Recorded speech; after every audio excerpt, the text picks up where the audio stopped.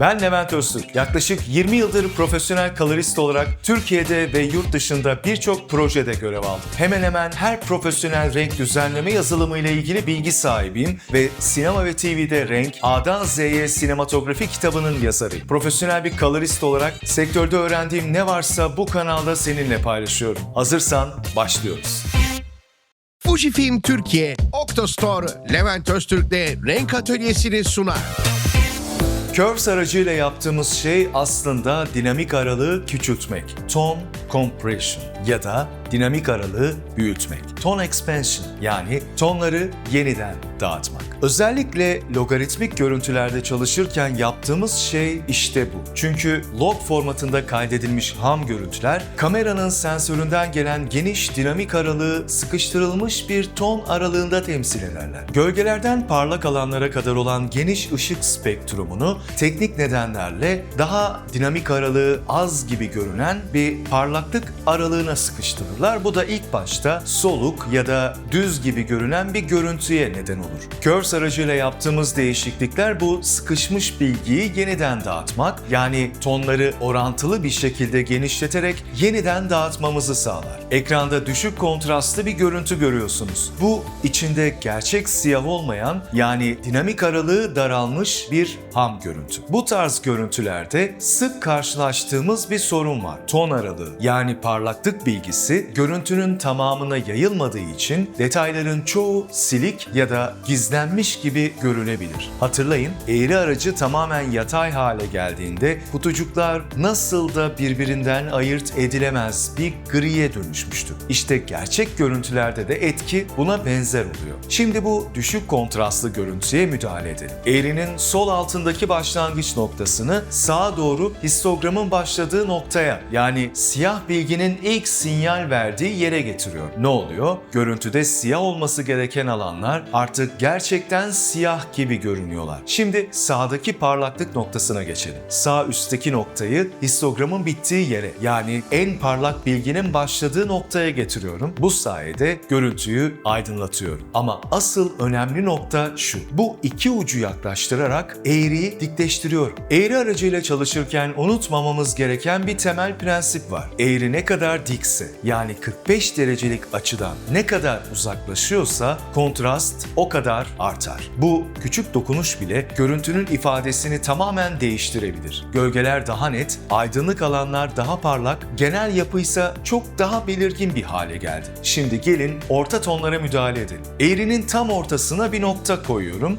ve bu noktayı yukarı doğru kaydırıyorum. Ne oluyor? Birlikte daha ayrıntılı bakalım. Görüntüde bir aydınlanma var, evet, ama dikkat edin, siyahlar aynı kalıyorlar. Beyazlar da öyle, çünkü eğrinin iki ucu, yani siyah ve beyaz noktalar yerlerinde sabit duruyorlar. Bu uç noktalar görüntünün sınırlarını belirliyor ve biz şu an sadece orta bölgeyi değiştiriyoruz. Yani bu müdahaleyle en çok değişen bölge orta tonlar. Görüntünün ana gövdesi, karakteri şu an burada şekilleniyor. Uç noktalarsa neredeyse hiç etkilenmiyor. Gündelik hayatta gözümüzün gördüğü şeylerin çoğu tamamen siyah ya da tamamen beyaz değil. İşte bu nedenle eğrinin ortasında yapılan bu tür aydınlatmalar daha doğal ve dengeli görünür. Eğri aracının en güçlü yanlarından biri sadece orta tonları değil, aynı zamanda karanlık ve aydınlık bölgeleri de detaylı şekilde kontrol etmemize olanak tanıması. Bu da bize yalnızca bir parlaklık ayarı değil, ton geçişlerini ve kontrastı yönetme gücü verir. Şimdi gelin biraz daha dikkatli bakalım. Eğrinin sol tarafının daha dik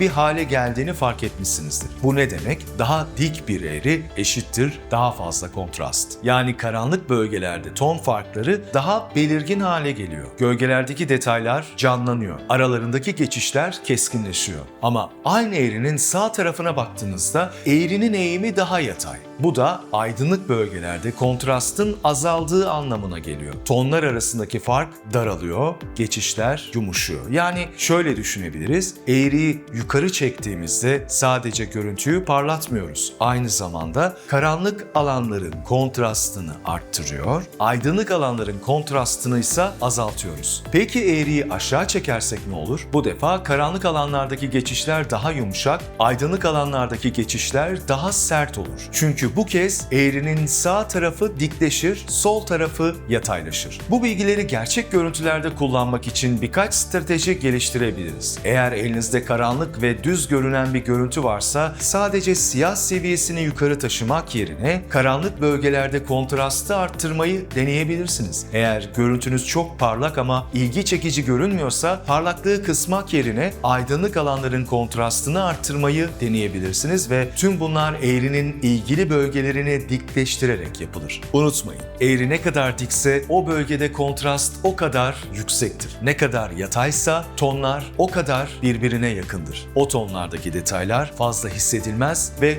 kontrastsız görünür. Bu bölümde Curves aracıyla görüntünün dinamik aralığını nasıl ayarlayacağımızı, kontrastı ve ton dağılımını nasıl düzenleyeceğimizi detaylıca ele aldık. Sorularınız için yorumlarda buluşalım ve abone olmayı da unutmayın. Görüşmek üzere. Fujifilm Türkiye, Oktostore, Levent Öztürk'le renk atölyesini sundu.